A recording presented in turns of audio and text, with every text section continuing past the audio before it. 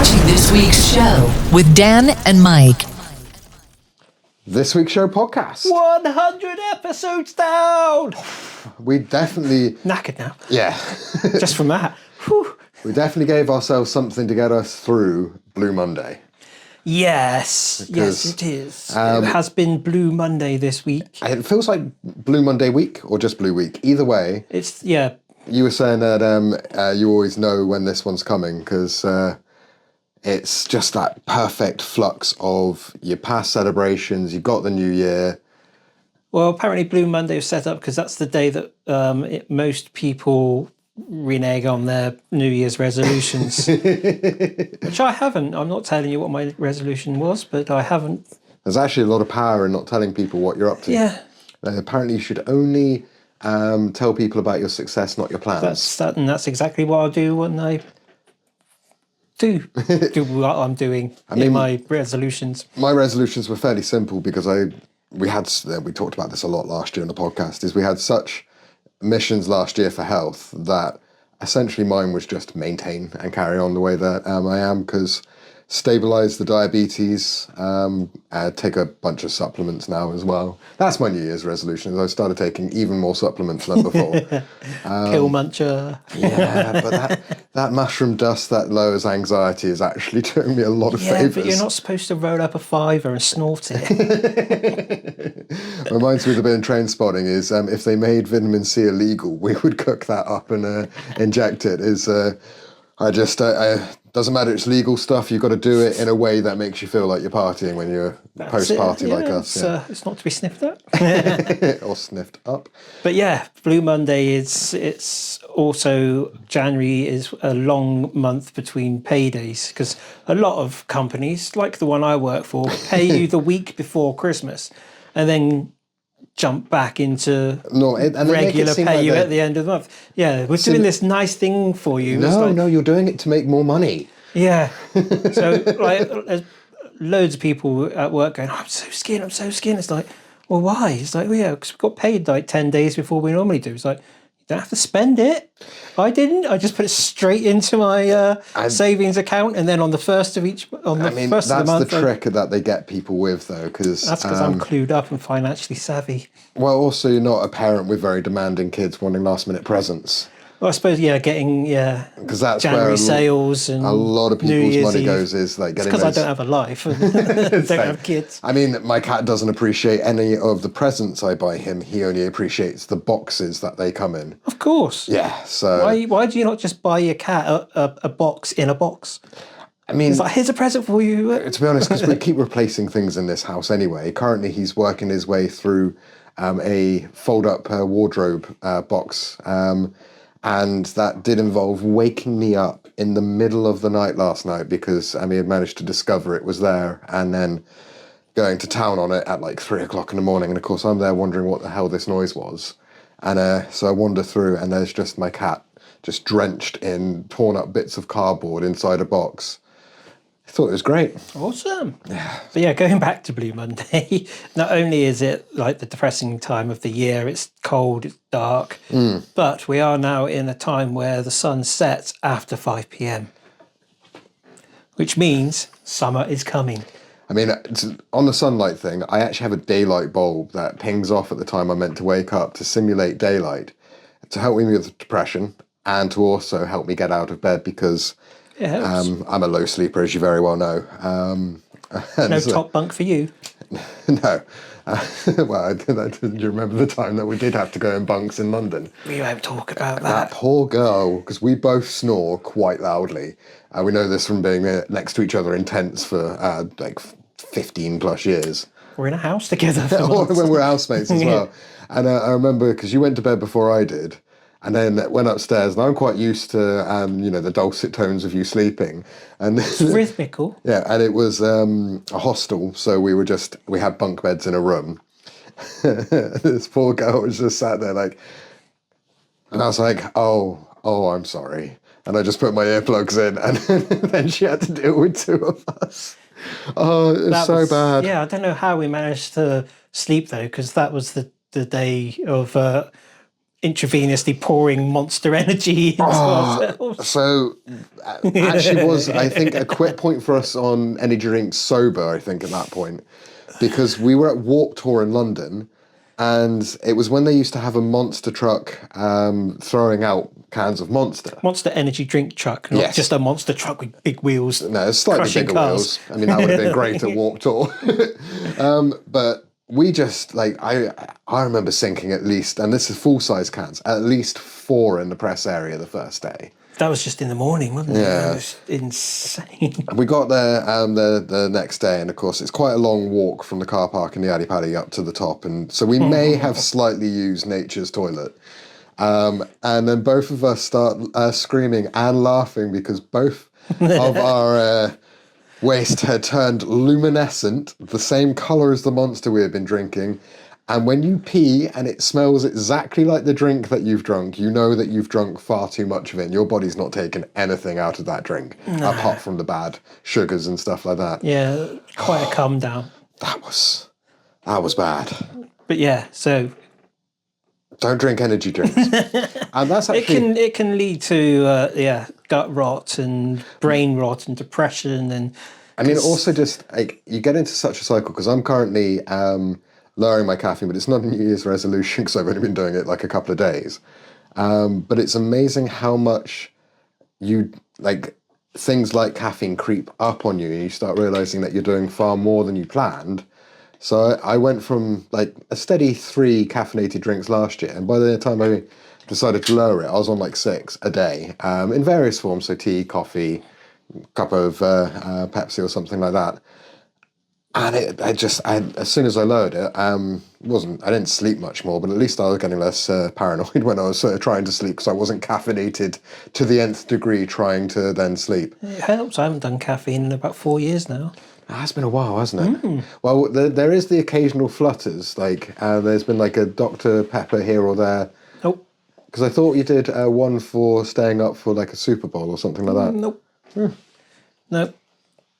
It was the Dr. Pepper that caused the problem, and I thought I'd go... That's why I might be remembering it. I thought I'd go for 7 days without any caffeine just because I'd been drinking the 2-litre bottles over Christmas one year. Like one a day kind of thing. I mean, that's light work. I could get through too. Oh, yeah. I was properly addicted to the doctor. And the 7 days is now 4 years or something. It just kind of rolls over. I mean, we do this for quite a lot of things like this. So we'll start something for a short amount of time, and then it does build up over the years, because that's how we both quit drinking as well. So I'm going to put it down for a bit, not enjoying it, and then years pass. We make it sound like it was easy. It wasn't easy.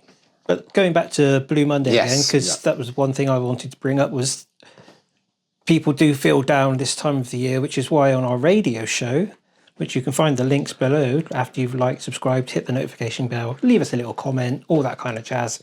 It does help. We team up with Andy's Man Club, which is an organisation set up to help guys that are struggling. Yes. And just having a time of it, which is why we've been supporting them for a year or so. And you can find out more information on that via our website and via our radio show, but andysmanclub.co.uk, I believe it is. Yeah, I mean, to be honest, if you just Google Andy's Man Club, it's the only nationwide here in the UK. But if you are struggling and really need to talk to someone straight away, the Samaritans are 24/7, 365. They don't even take a day off the leap year day. Well, no. That's a hard day because you realise that you have to live for an extra day in that year. Exactly. Yeah. And their number is 116123. Simple as that. And the Andy's Man Club thing, it isn't just a message for people struggling as well. It is if you have somebody else in your life that's struggling and you're wondering what way that you can make them understand that it's not just you offering that, there's lots of people struggling, especially if it's, a male trying to look after another male, the amount of difference that you can make. We're years into sort of awkwardly trying to talk about mental health between the two of us to begin with, and then just getting more used to it. But the reason I mention it is because I had obviously driving instructor when we're not doing a podcast, and the difference it makes with my male students when we give space for emotions, good or bad. Let stuff bleed out, and sometimes it's, we get a big scare on the road that happens. Might not be the right terminology, let things bleed out, when you're talking about mental health and stuff. Sorry, letting stuff just ease out of the head a little bit. Yeah, that's better framing. We won't edit that out. No, it wasn't an intentional thing. No, I know, I just... Yeah, but no, I got a lad that's really struggling at the moment. And this is also, if you're of a similar age, because he's a uni student, he's trying to kick ass with a pretty important degree. It's sort of a heavy science degree. There's everybody's broke, so he's got a job that runs him ragged, and he's away from home. Like a lot of people, this is a very common situation. Yeah. And I took a chance a couple of lessons back just to try and touch base with him about mental health, because me and you've got quite comfortable about it. And I realised over a couple of lessons that I don't think he actually talks to anybody else about it. So this is why it's so important, whether it's for you or somebody that you're trying to help. You can take it to people that are qualified to do it properly. That's the people that host Andy's Man Club. It's Samaritans. Yeah, and it's not as cringe as you think it is. Organisations out there. Yeah, a lot of it is, and this is the thing which makes it like a man club, is there's a lot of just having a laugh, because sometimes it's something we get a little bit criticised for as a agenda, but we do have an innate ability to be at like a very low point and then just have a laugh about something completely absurd. Oh, yeah. It's like gallows humour, isn't it? Exactly that. And that's a part of the Man Club experience, is they're not just there to do counselling, it's so Support much more networks. than that. Yeah. And there's activities as well, like we've done it where, over Christmas I distracted myself by rebuilding the studio because I wanted it to look different. I wanted it to be more comfortable. So there was a fix there for mental health. But just actually having something to do for a few hours a day on the days distraction. That's not just sat at watching a screen. Yes. Doing something productive. Yeah. I also, I address, because I find if I don't manage my restlessness first, then that escalates a lot into depression. Yeah. Because restlessness comes from, ADHD. It comes from being a recovering alcoholic, because did work out once I quit. I was actually a bit of an alcoholic. And I don't want to get back into the escapism that I didn't realise I was using on restlessness before. So I got, some people call it nervous energy. So, I've got various different things that I do for myself to distract myself. If I don't make myself do this if I'm not restless, it's just having things. And for me... routine as well. Yeah, so I make rugs and cushions the old-fashioned man way. You're proper local. You are. Proper. You arts and crafty. But I understand now why people crochet and knit and do that thing where you can talk whilst you're doing it. Yeah. But there's enough, because the thing I realised for years that made me happy, or at least comfortable, is I can drive. When I'm stressed, just put me on a road to and it used to be. That's why I've got a driving job. Yeah, true. But 8 to 10 hours a day without having to really deal with anyone besides some idiots on the road. But you also have a long conversation with yourself in that 8 to 10 hours. Oh, yeah. That's one of the best things about I miss it because of the driving instruction. I now talk all day. I like the term, I christened myself, I thought of this, I haven't seen it on an inspirational board, but it's alone, not lonely. Yeah, no, I know. Choice. And like I say, I miss it. I used to have some great conversations. You do podcasts, I do audiobooks with a bit of music peppered in both of our worlds. But yeah, I just realised in the evening, it's just not very affordable whenever I feel restless to go for a drive, because it's quite a price tag. Yeah, fuel is not cheap. No, and I'm still halfway through my van project, because the way I plan, once the weather gets better, to solve a lot of my restlessness. Fingers crossed it gets better. Is to just do what I did a couple of years back and take the van away for a night or two, and go see those northern lights that you can see in Devon at the moment, apparently, when it's not lashing down. I'm not doing this again, because I spent night after night after night, and I always turned up into the wrong place. So every time I thought, I was like, right, I'm going to do what they say, I'm going to go to and I can't see anything. All I got was a long exposure, slightly speckled sky.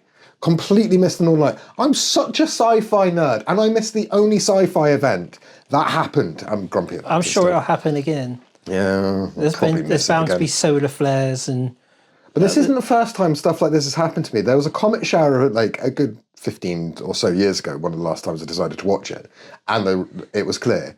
And I got so annoyed with my neck aching from looking up that I put my head back down to talk to somebody, and like 6 went off above me, and I looked back up and they stopped. I can tell you a story about a good meteor shower, actually, because it happens around the same time every year, which is mid-August. This is the one I was talking about, yeah. And you were either locked in a porter cabin or portaloo, sorry, or face down in the dirt, whereas me and Xander and Matt were sat just making sure you're okay, giving you a little nudge here and there kind of thing. But we were just sat there chatting away, drinking, smoking, doing what you do at like 2 a.m. at a festival, and every now and then... No, that was... to be honest, I was probably seeing stars just off a different kind at that point. A bit like Javon Evans in the... so let's segue into WWE off of this. I thought that was good. That was perfect, that was. But yeah, so we were watching Raw separately, and an advert happens. Everything's fine before the advert, and then they come back, and Javon's like on the floor, and you can tell the tone change when they're taking the injury seriously. Yeah. Because Michael comes back and you're joining us with a situation here. Thank you very much. And you could tell from El Grande, was it in the ring? It was El Grande, because that was the last of the trilogy that Javon had to beat, and it was the first bit. Yeah, it was high flying as always, as you would with the bounce and the young OG, and of course luchador as well. It's just like, I mean, is Loco Kaiser a luchador? Who knows? He's trying to be. Well, he wrestled on Saturday in Mexico, finished the game or the match, and then flew to Belfast for Raw like a day and a half later. So he was probably like glad he only had like half game. Well, did you see what happened in that Mexico match though? It was messy. The other guy has not come off looking very well. Oh, where he was like stomping on his and he had to break character to say, look, whoa. Well, like, leave my neck alone, and then the next thing he does is kick him in the neck. Yeah. But there may be just the fact he was too far away to understand, and also, if all the other guy heard was neck, he could have been taking it as a direction, to do something like that. But he said it to the ref as well. So. I was very uncomfortable with the move either way, because it did just feel like there was a lot of neck and head impact. But the WWE as a whole look after their talent. There's a lot more onus on it. The Javon Evans thing, he's okay. That's the best thing about it. By all accounts, he hit the padded barrier right in front of the audience and hit the floor awkwardly. It looked like he'd been knocked out, so they instantly called the game to an end and put him into concussion protocol, which is, Jey Uso had that just before Christmas. He did knock himself silly at one point. But it's good to see that they take this seriously, because you can't really tell with CTE until you're dead if you had it, kind of thing, when they examine the brain. But, the less bashes to your head, the better, really. Well, it's when you get people like Kurt Angle shout out for the amount of work that man does getting messages out there. Same with William Regal. They're both guys that have broken their necks, wrestled through it, took too many pain meds, and now they wish they had done something different. I understand Kurt Angle said he's bittersweet about it because he wants to keep everything that was awesome about what he did, but he also doesn't like the way that he is for his age, because he's a lot more compromised than... but he did win a gold medal at the Olympics with a broken neck, so... I mean, fair play to that. But yeah, this is still got that if he can keep that memory. It depends on the CTE, I guess. Plus, WWE can just turn it into another match on another card between the same two people. And Javon and... I think that will happen again soon enough. Well, we got some other stuff to get through on wrestling, because we actually made some notes about this one, because one, we're not getting into predictions. I genuinely love Royal Rumble season, when people come out for no other reason apart from to declare entry. So they come out, say something sassy, and they go, Royal Rumble, and off they go. I don't know why it makes me laugh. We're going to the desert. We're going on holiday. And then you were laughing at the fact that watching tag teams both announce at the same time. So, Io and Rhea Ripley, could end up fighting each other. I mean, they could, but with 30 people... Yeah, because it's last man standing. But more importantly, it's like you got 3 members of the Judgment Day, and one of them is definitely doing a heel turn at the moment. See, this is where we're proud of you for the last year of wrestling watching, is because you are now starting to anticipate. And but we'll save proper predictions. I'm not wearing it this week, but Liv could lift the title. She could. I mean, Lift the title. I think they're planning tag team stuff for them first, because that's when she keeps saying she never lost. But I had no real problem with Liv as a world title holder, because she's got the presence and the mic ability that she can come out and be a heel champion. It works. Talking of heels, though... What, the flip turn of the Judgment Day heel, you mean, with Finn Balor? I mean, that was brilliant. He's gone all baby-faced. Well, he did say that it was going to be because of the Prince is his good character, and then Finn Balor / Demon. Because I just learnt this from another podcast. This is not my own information, but he didn't like the fact that the Demon became a character. It was just something he liked to do back in the day to surprise people when he came out in that makeup. Well, apparently in the new season of Unreal, which we both haven't seen yet, so this is speculation. Speculation. But I've seen some teasers online. But there's a shot, and you can see all the games that were supposed to happen at WrestleMania last year, and the Demon was on that. And they just complete all those that were on the whiteboard behind them in the boardroom, whatever. All those games got scrapped. I mean, it's not uncommon for that to happen. But it's the fact that the Demon Balor was on the whiteboard. It was just like... But you've mentioned Unreal, and the only thing I know about it broke my heart. And I've told you just before the podcast. It's Unreal, man. Is the thing that's already trending from people watching, and I want to see the whole thing because I've been rooting for him, you've been rooting for him, we want him to get gold, is, I think, Justice for LA Knight. LA Knight, yeah. See, I've been watching. Because the man was holding back some big emotion when he got told he wasn't becoming Mr. Money in the Bank. But also, he's not been... He got smacked into the ambulance before Christmas. Well, this is after the point in Unreal. Yeah, but he hasn't been seen since. So is he going to make a big comeback? Well, I'm hoping that's...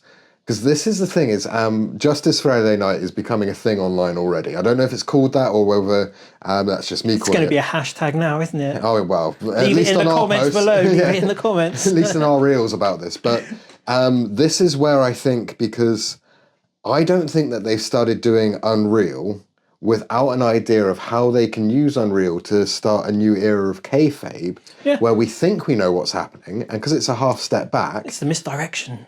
And I think that they've chosen the LA Knight moment to be in there so that people do have this reaction, so that then it feeds into a Royal Rumble return, possibly being with LA getting the title put on him, because there's a couple of good opponents. Him and Punk are hilarious on mics together. They'd make a good tag team, I think. I know what you mean, but I would also say that LA can go with Drew McIntyre quite well as well. Whether or not he actually gets the title put on him, I would like to see more title attempts, maybe leading to a small title run on one of the main titles, because his popularity has never diminished. Well, especially now, like, Drew's got his dream of having it with a big audience and crowd. We touched it on last week's show. Yep. But yeah, I think that was kind of pushed over from fans going, come on, this is getting boring now. Let's have a new champ. Let's get Cody doing something else. And I wonder, Drew will come through, and, you know, the fans were happy. Well, if there's a momentum online of Justice for LA, as we've coined it, then could that push it? Maybe not for Rumble, because that's only 2 weeks or less than 2 weeks away. But maybe a Elimination Chamber could be. Or Mania. I mean, could he wait out till Mania and come back? I mean, it would be a hell of a return. All I know is that when I saw him take an ambulance injury in kayfabe, I was like, that normally means that they're just giving them a bit of a chance to get Christmas off, spend time with the fam. Well, recoup, and also a lot of wrestlers want that recoup time to double down into patterned working out, get their fitness sky high rather than what they can do on the road. They're bouncing all over the world, well, especially at the moment. It's going Europe, UK, and then Ireland. Now they're going to Montreal for Saturday Night Live. Saturday Night Live? No, that's SNL. Yeah, all the wrestlers are going to turn up on SNL. I mean, that would be brilliant.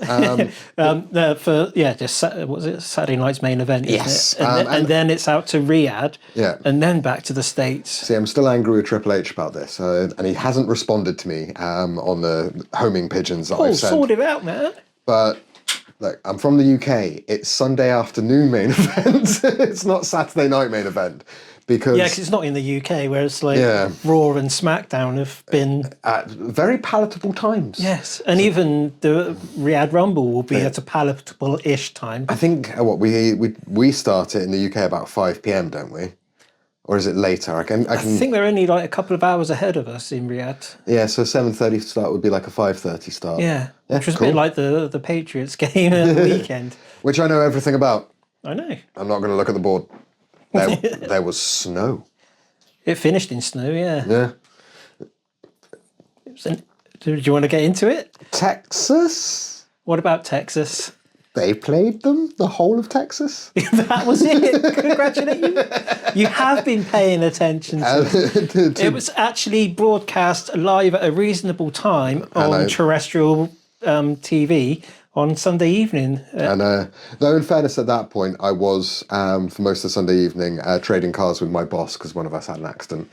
So that's my current excuse. How long did it take you? It was like a 3.5 hour game. It's about... pushing the car up the hill. You've met driving instructors, right? We all talk loads. And also, you always letting everyone else out in front of you. Even on those Sunday drivers. Go on. Honestly, no, you got to give the right impression. But no, you did tell me that we, as the Patriots, did pull off a win. Well, we did. It was the start of the game was very slippery because it was raining. Okay. And then it got colder and colder, and then by the last 2 quarters, it was sleeting and snowing. Nice. And but we came out with the W. So do you still think that we're on for what you predicted last time? What, Super Bowl? Yeah. Yeah. So is it one more? One more. This weekend we're playing in Denver against the Broncos. Amazing. I think that'll be a tougher game, but I think we've got it. Well, I can imagine that by this point, you're feeling quite buoyed up. We've seen it, I know about it better from English football over the years because if you live in the UK, you just casually know who is winning the cup because everybody else talks about it.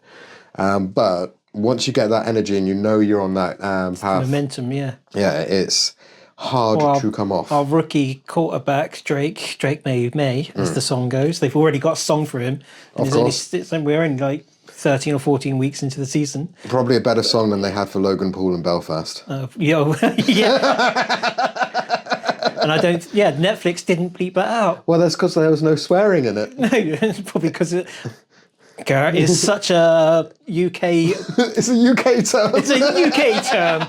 So I don't think Netflix America go, what's an anchor? Gunther, what? He's a waiter? Yeah. They say he doesn't have a cloth on his arm. He's not carrying anything. No, sorry. Go back to what you were saying. Add your player with his own song. Oh, our new star rookie quarterback, yes. Drake May. he's at the start of the season.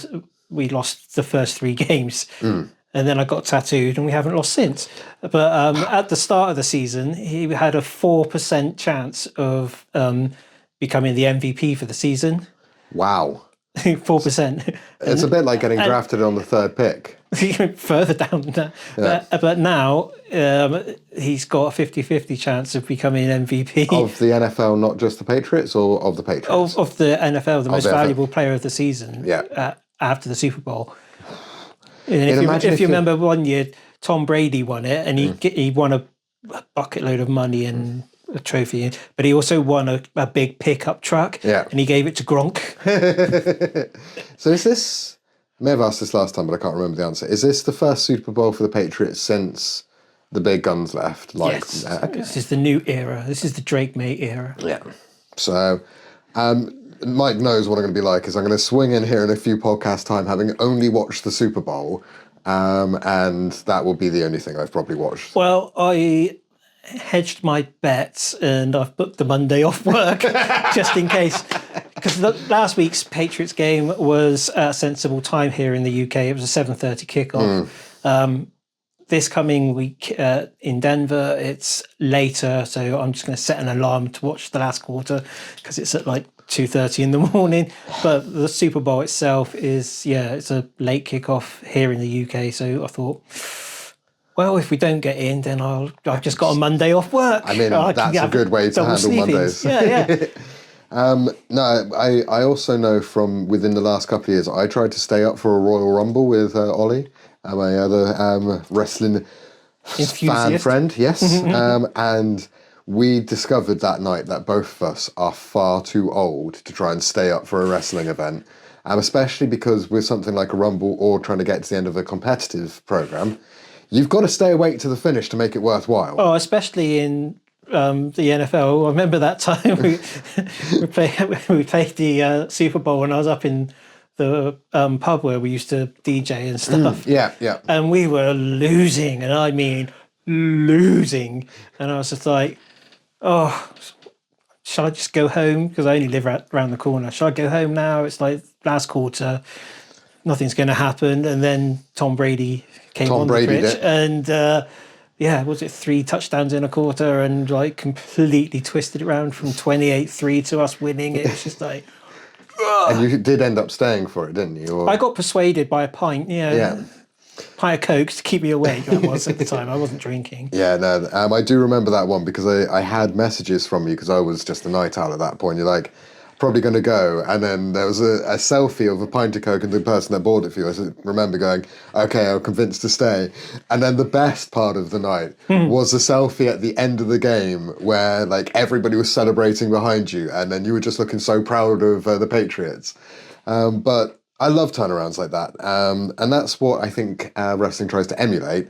But obviously there is something to competitive sport that when you know it's not fake, and then you get a turnaround that's like just, against the odds, rags to riches. There is something very, very, very appealing, I think, about that. Yeah, which is why I become quite a fan of Javon Evans, because he's young and he's kind of giving it all the beans. And you get to watch his full story. Like, that's it. Yeah. That's why I've started to tinker with NXT a bit. There's a lot of good stuff down there as well, because sometimes main roster people go down for a bit. It could be for developmental purposes. It could just be NXT's fun to be in as well. And also it's a place where you can see the very best of what Shawn Michaels has become after his wrestling career, because he's director down there, really. Yeah, and he is, like, by the admission of everybody that he works with, he's one of the best coaches that they have. And there was a point, I think, in his career where people had never expected that from him, because he had a fairly interesting early career. But I love the fact that we get to watch people do this type of thing, and he's creating, like you say, Javon Evans, Trick Williams, Obafemi. They're all on their big push. Lyra Valkyria's one of his as well. Yeah, but then you've also got. We've got it written down, haven't we? Cause, we do. Who have we got written down? Because she was fighting against... it was Maxine Dupree. Yeah. Yes. She's NXT, and Sol Ruka is NXT. Yep. So, they're pushing them through. But and Dragunov. Dragunov, even though he was out for most of the last year. Yeah, but he came up from NXT. I worried that we were going to have a repeat of him with Javon Evans, where super popular, worked really hard, picked up an injury, and then had to... Yeah. But there's so many people either getting injured or they're up for retirement. Yes. Like Mr. AJ Lee. AJ Lee or AJ Styles? I think that's 2 shows in a row now. AJ Lee. That's why you hadn't seen her for a while. So she's retired. Gunther retired AJ Lee. Punk is pissed. Oh, amazing. No, you are right. Is this, because when they first I'll put your career on the line, I'm like, wait a minute, is this actually just AJ's way of doing a short little retirement thing? So there's still a couple of weeks to 10 days. 10 days, do like a little bit in the ring, have a little bit of like a goodbye thing. But he did say, whilst he loved John Cena's retirement tour, It went on for way too long. it was not his way of doing things. I mean, you've got all the way to Dave Bautista that told nobody he was retiring, knew he was retiring in his last match, and then just disappeared to become an awesome actor. So yeah, is this real? Because there was also a storyline about 18 months ago, I think it was, where he pretended he was retiring to Cody to then just turn into a heel and become like schoolyard bully of Cody for a while. And he like pulled some proper triggers on the promo, like talking about how his kids missed him, and like it was brutal when he didn't then retire, and so he just used it to attack Cody. Or So who knows? does he, because it's obviously against Gunther, who is the Retirer. the career killer. that sounds better than the retirer. They've already had one match. Yeah. Which false tap out. Yeah, this will be the second, and it's for me in the past year. It seems like these things happen in threes. It's either So threes then- or you do the best of 7. Yeah, Weirdly. so if it's 3, do they then go to Mania, and AJ leaves at Mania as the third of 3 games against Gunther? But then if he goes out in Riyadh, it leaves Gunther open to take out Brock Lesnar. Because Gunther's also in the Rumble, isn't he? Because he's talking about double duty. So that's going to be like, it's going to make Gunther look like a unit, like he always does anyway. But I don't know, is Rumble big enough that, and does AJ have a particular attachment to wanting to retire at Rumble or Mania? It's where he started. It was his first ever fight for WWE was at the Royal Rumble in 2016.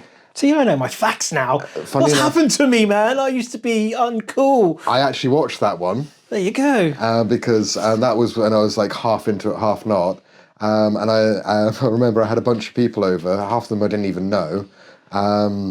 And somebody had AJ Styles gloves, and they were so confident that he was going to come out for the Rumble. And we thought, is this him actually coming across the WWE, or is he just doing an appearance? Yeah.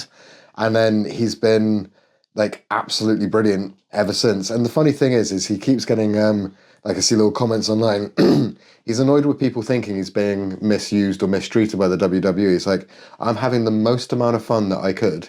He's like, why are you trying to feel my feelings for me? He's like, I don't want to be a champion at this point in my career. He's like, turn up to all the interviews early in the day. He's like, no, I want to get in there. He's like, having dressing up and terrorizing Dom Mysterio was apparently one of the most fun storylines he's done recently.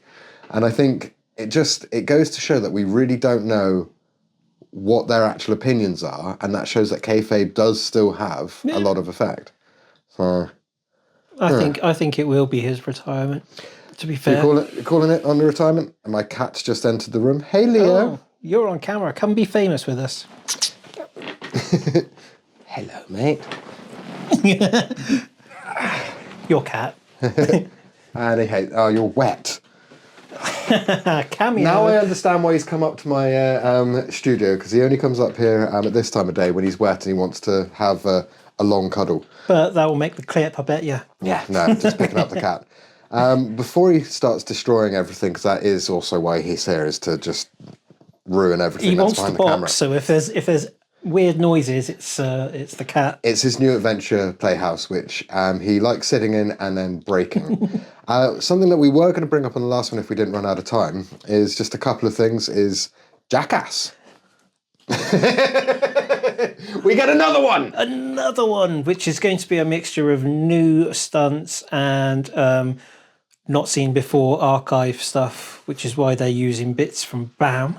But He's that's not also going to be doing new stuff. He's not hooking up with them or anything like that, Yeah. but he's given them permission to use some of the older stuff. But he's like we talked about this before, didn't we? He's really protecting himself Yeah, at the makes moment. sense. But I know that there's been like a plea from Jess Malgera as well. So Jess was on Steve-O's podcast talking about it. we're excited for it to be back. We're excited he said yes.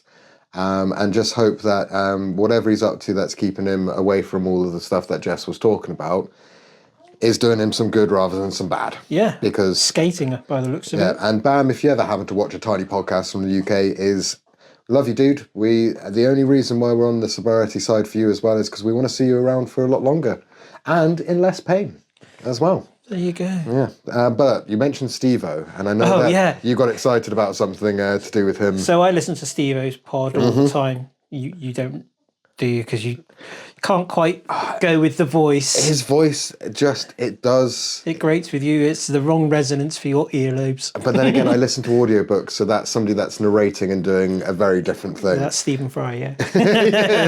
So when I do Harry Potter, yeah. Steve-O recently on his podcast, The Wild Ride, had Mr. Beast on. Which is cool. Which is huge for Steve-O and his podcast, but they're mutual fans. I forget how big Mr. Beast has become because he's Mr. Beast. He's got more subscribers than there are people that live in the whole of America.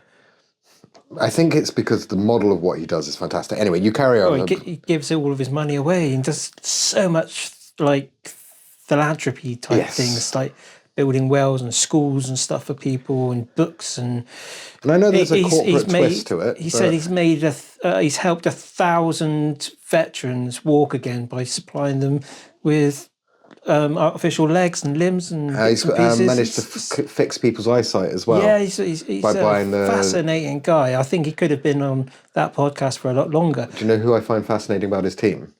Is his mum. She runs it all. She's the interesting one. She's Mrs. Beast. Mrs. Beast. We would like an interview with you. Thank you very much. But so Steve-O got invited to Beast Games 2. And then the celebrity part. Yeah, he was on the celebrity version. And I'm not sure if it's out or not, but it's out there in the world that Steve-O won. And so that made me happy because that got announced around the same time as the new Jackass coming back. And I was just like, this is going to be Steve-O's year. You know what I mean? It's like... Well, not only that, but Steve-O, because we know you've watched it in times past, he's literally listened or watched every podcast that you have ever done, bought pretty much every version of The Source, I think, as well. Yeah, dude. Street Team Till I Die. Also, we want to thank you because knock-on effect from you getting inspired by him and I getting inspired by you, but everything that you've done with sobriety and the amount that you talk about it as a male to other males, that's helped two people that wanted sobriety for themselves. Him and Skinny Vinny, who's his co-host. Vinny has lost over 200 pounds in the space of a year or so, and there's some footage of them because Steve-O's now has trained as a parachutist, and he's done hundreds of jumps, but there's this one bit of footage that keeps popping up in my feed for some reason, and it's Skinny Vinny just kicking Steve-O square in the nards and just out of the plane.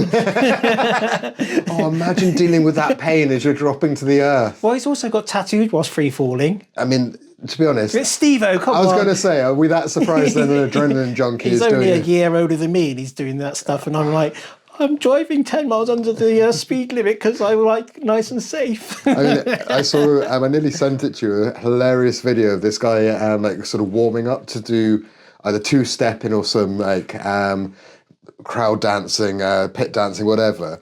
And like just as he goes to like grab his leg, it just cuts to an ambulance going to the hospital. And that's me and you when we try and do Steve-O things and they don't go very well. Ignore the little nitro up there. We don't talk about it anymore. It's just in the background. Yeah. Hot sauce, though. We've got to do something on that challenge, but we've got to work out, because I think we need to find what my minimum level is first before we start escalating it, because I don't do hot sauce. Or just go in at the deep end. No, hell no. It's going to hurt, and I need to ease in. The thing with Steve-O's is it's really delicious. If it didn't have the heat, I think you'd really like it for the flavour profiles of it. It's nice. It's just the after effects. Yeah, but, afterburn.